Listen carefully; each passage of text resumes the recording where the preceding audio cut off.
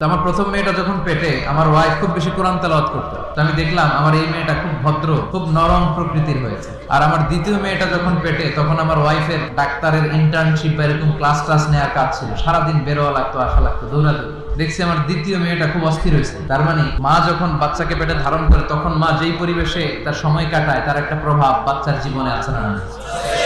আপনি যদি কোরআন পড়েন, হাদিস পড়েন, বাচ্চা আল্লাহ আল্লাহ। আর যদি জি বাংলা, স্টার জলসা, কিরণমালা দেখেন, তাহলে বাচ্চাগুলো হবে ডাকাত। এই বাচ্চাগুলাই টেন্ডারবাজ, চাঁদাবাজ আর দুর্নীতিবাজে সেঞ্চুরি করবে। চিল্লা এখন ঠিক কিনা? এক সাহাবী বিশ্বনবীর প্রশ্ন করলো, ইয়া রাসূলুল্লাহ মাতা সাআ, কিয়ামত কবে হবে? বিশ্বনবী বললেন, ও সাহাবী, কিয়ামত কবে হবে জানার জন্য এত পাগল, কিয়ামতের জন্য কি প্রস্তুত করেছো? সাহাবী বলে, আমি কিছুই প্রস্তুত করি নাই, ইল্লা আন্নী উহিব্বুল্লাহ ওয়া রাসূলুহু, শুধু আমি এতটুকু করেছি, আমি আমার আল্লাহ আর আল্লাহর রাসূলকে ভালোবাসি। বিশ্বনবী বললেন, ফাইন্নাকা মা আমান আহবাবতা, ও সাহাবী, তুমি যাদেরকে ভালোবাসো জান্নাতে তুমি তাদের সাথেই থাকবা।